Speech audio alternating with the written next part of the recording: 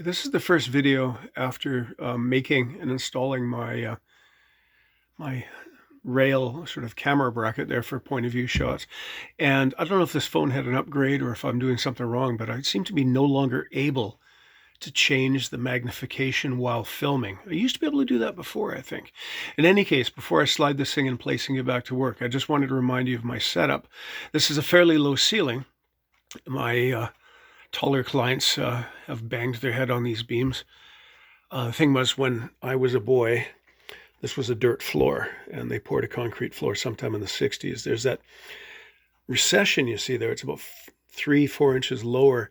I believe that's a sump cast deliberately in case the 120-odd-year-old boiler in the next room gives up the ghost. The water's got somewhere to go. But a lot of us have tripped over that. Looking up on my right side, I have the threads, and they're all polished cotton except that large black one that's in the center of the frame right now. That is polyester, or maybe a polyester blend. I don't use it anymore because that thread seemed to have gotten, the quality fell off in the last little while. My roll of basting cotton and my linen, heavy linens that I use for sewing buckles. Sorry, I use for sewing straps. A magnet for when I drop needles and pins. A small custom-made little knife I use sometimes for tearing down seams. That strip of old blanket has that's my needle library, shall we say. That's my bank of needles. My good tailor's shears and my thread snippers. So back to the table, we're going to get back to it. Yeah, let's see how this goes. I'm just going to slide this in place. Let's see what happens. It seems that I've put the camera in backwards, so let's see how the hell it goes. That's, where did I set? 1, 2, 3. Yeah, that looks right. Let's see how this turns out. Got a toque on because it's a bit cool today. So my other tools, of course, a sharp piece of chalk, 1 or 2 more seams. I'm gonna sharpen that thing again. A fresh piece of beeswax, and my gauges, because I'm measuring 1 inch at the hip and I'm measuring 3/4 at the waist down to the center of the strap line. Okay, so nippers, and then correct amount of thread. This bobbin of thread is getting low. I might have to nip over to the shop, Spool of Thread on East 15th, because they've got good cotton and silk finished cotton threads. Heck of a lot easier to get to than my old supplier, which is apparently closing down in downtown Vancouver. It's about the same distance on a bike, but one involves hills and the other one doesn't. So, okay, pinching the thread to heat the wax, raise the temperature of the wax, and drive it into the cotton thread. Okay, I'm wondering if this needle is in fact a between. It might be a sharp. These are names used in nomenclature that I'm not sure who came up with them. And I'm at a bit of a loss to actually define them. I presume a between, which is what I usually use, is between one category and the next. A sharp being a smaller thread, a smaller needle with a smaller eye, I believe. Okay, there's my double-tied knot. And nip it off short. Now let's see if I can remember to keep my head out of the way as I'm showing you what I'm doing. I've had a couple of requests for detail of a seam, like a close-up detail of me sewing a seam. And once my cameraman becomes available, I'll see if I can prevail upon him to do a close-up as I'm doing this. Okay. 1, 2, dry. Which one am I on? 1, 2, 3, 4, 5, 6, 7, 14, 21, and we have 23 pleats. Yeah, I'm just about a third done. Cool. That's the thing about this. This has to be meticulously, you have to pay a lot of meticulous attention to detail. It has to be very accurate. It's the most visible part, and I think probably the most creative part of the whole kilt. I mean, the rest of it, I mean, there's a little more, there is tailoring, actual tailoring to be done when you're laying out setting the aprons. But for the rest of it, the canvas, the top band, it's just sewing, right? This is the creative part.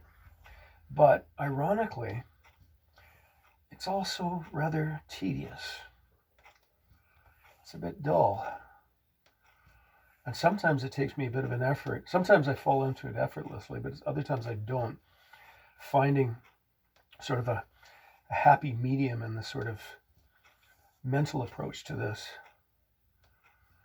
that I can either devote enough of my brain, enough of my attention to doing this perfectly, or as near perfect as can be achieved, while freeing my imagination for exercises in thought, just to keep the boredom away. I mean, if asked, I would say I was never, ever bored, because I can always find something around me to think about, to deliberate on. Hey, maybe for concurrent activity, I could combine this process with my latest conclusions and observations about the life of Robert Burns, because I've been asked to give another presentation. You know, I'm always being asked to give the immortal memory at the Burns dinners, Burns suppers that I attend. And I mean, there's quite a few Burns nights in Vancouver, but I seem to be invited to the same a dozen or so, 6 or 7. And as such, I have to, or I find it necessary to find something new to say, so they're not listening to me trot out the same old stereotypes. So the most recent one was how his father decided, why his father decided to move to Ayrshire from Aberdeenshire, near Dunnottar. Why he decided to move to Ayrshire, it's a bit of a mystery.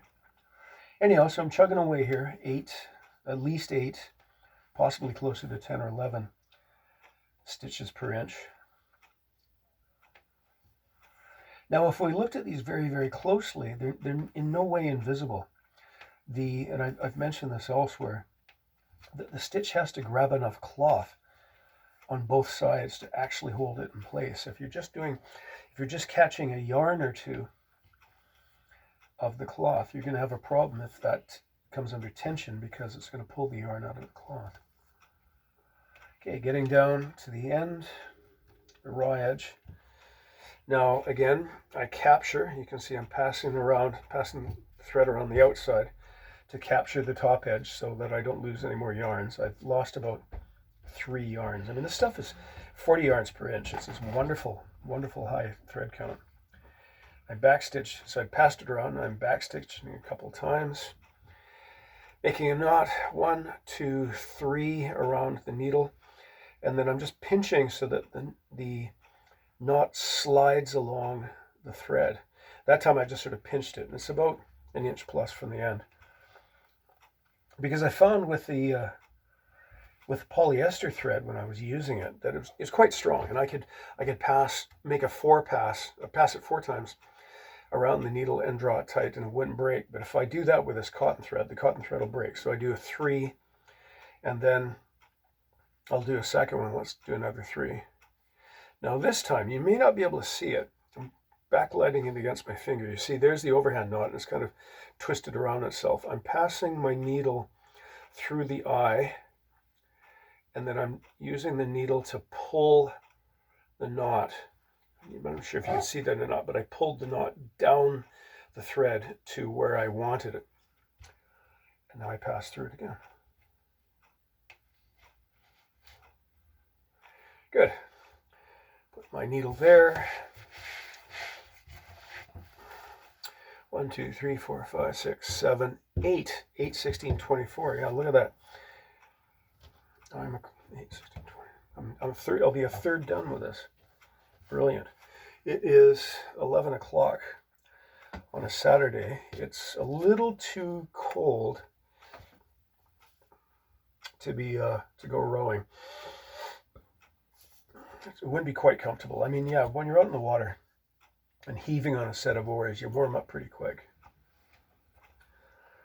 But of course, the other factor is that no one else in my crew is free to come today, and I don't think I can completely manage the boat single-handed. So I've taken my my gauge back to the last, and I've run the chalk along it to renew the line, and I'm pleased to see that it's actually centered. As I run the gauge, it's actually centered. Take a look at the top. 1 inch. Okay, good. Again, I've got my quilter's mat in behind, and this is a tremendous idea, particularly if you're left-handed, because we can't really cross our legs and pinch the cloth with our legs and then pull the cloth tight, because we'd have to learn how to sew right-handed. So this is great because I've ruined the surface of several tables over the career. I'm rolling it in, and because again I'm 3/4. That's the one I want. Yeah, it's important not to mix these up because I want to keep strict attention to the width. So I'm placing it so that the chalk mark is hidden in by the cloth. It's not going to be visible after I sew the seam. Because if you don't do this, if you just eyeball it, I mean, your eye can be a precision instrument once you learn how to use it and then learn to trust it. You can also have too much trust in it, and you'll find you get this cumulative error developing, and I don't want that. Now with this one, 15/16, I'm adding just a bit because this came close to 1 inch. So with this, I'm tailoring again to the inside of the chalk line. To this, I'm tailoring to the outside of the chalk line. So when this is done, you can see the chalk is just visible there.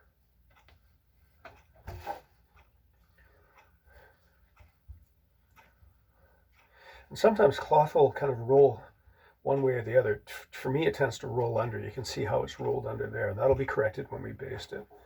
But sometimes you have to push it in. I think that has to come out just a hair, doesn't it? There's my pins. I hope this isn't just a voiceover while you're staring at the thin hair on the top of my head. I can't get too upset about that. I'm 65, and it's taken that long for it to become that sparse. I'm not gonna get in a furor about it. Geez, if I become bald, I just might have to succumb to stereotype and drive a sports car. It's generally what you see in town. You see a sporty little MG or something like that. There's some bald old sod at the wheel, with or without trophy girlfriend. That was a bit mean, wasn't it? But accurate.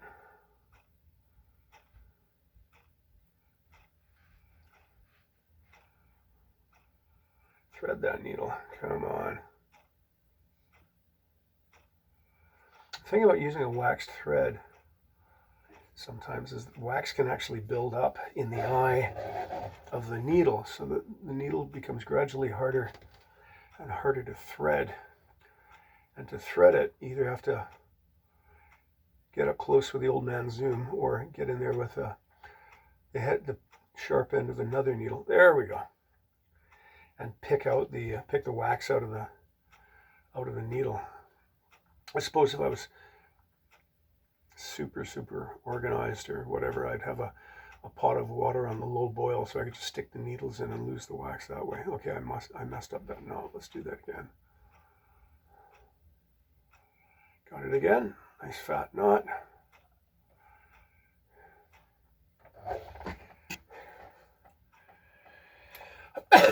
Pardon me. Get my wax out of the way. Get my gauges out of the way. Look at it one more time. Yes, that's right. Good. Actually, I'm going to move this over just a hair. Okay. 1, 2, 3. Good. Bring it to the line. No, trust my eye. I know it's accurate. There it is. No, I really know it's accurate. Get that pin out the way. 1, 2.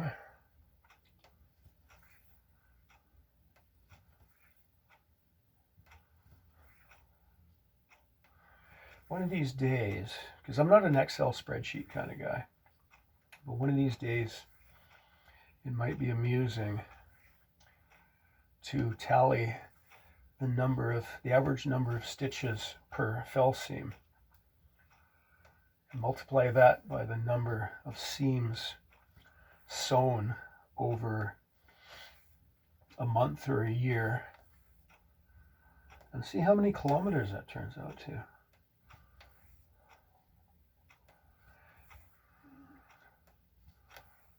Or maybe I'm being a little optimistic there. How many meters it turns out to? Quite a few.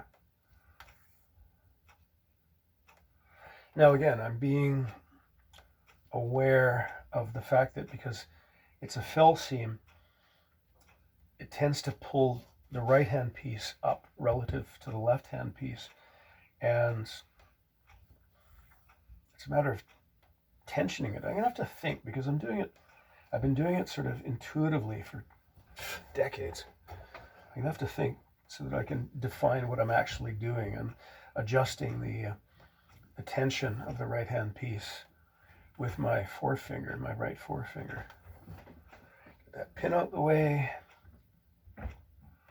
Now it's, again, black thread against black cloth, and I'm not really seeing it. I'm kind of feeling where it is, but I can also see as the needle emerges relative to the thread. I'm still on target for 10 or 11 stitches per inch.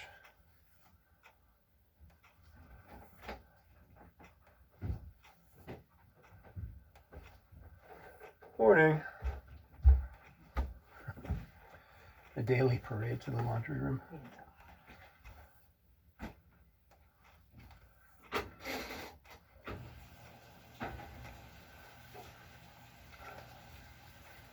Okay.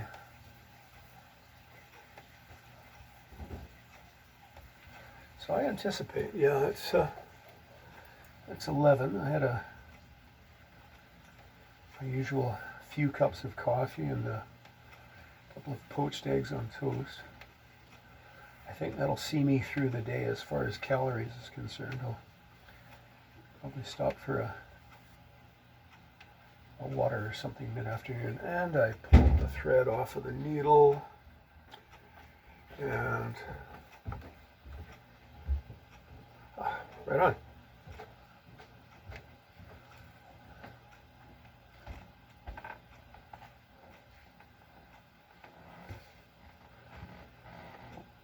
You see what I'm doing? That red line has pulled up a little bit, so I'm doing this with the cloth to pull the cloth into shape because the top band is probably going to cover that, but even so, I'll know it's there. So I'm altering the direction,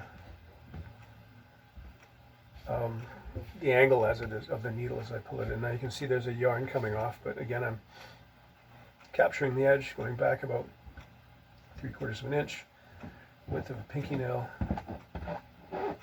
and sew back down the edge again, and 1, 2, 3. Am I messing up there? Go on. What are you doing? Okay, I might have done that a bit better. 1. Come on. Now when it comes up short, I don't pull with the needle because the thread will break at the eye.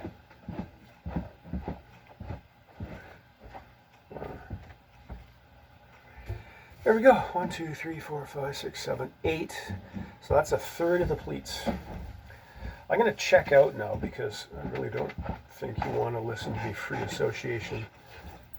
associate and ramble as I'm talking about this, but I'll tune in again when we get to the halfway point. But in the meantime, yeah, I'm going to sharpen that chalk a bit in a minute. 1, 2.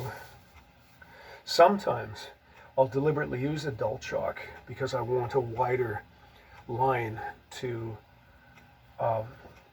sew outside of, because right now that's a fairly fine line, but a duller line of course gives me a wider section, and in a controlled fashion. I don't have to eyeball it, right? So yeah, here we go. 8 to 9, rolling it under, pin once. Yeah, that's right. Bang on. Actually, no. Now it's bang on. Okay, that was the needle I was trying to pick off.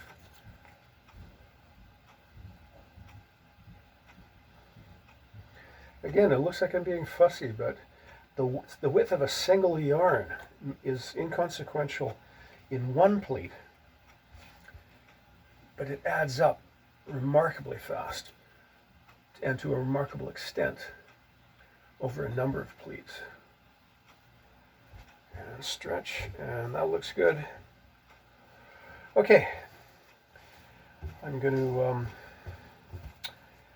turn the camera off and then get some work done.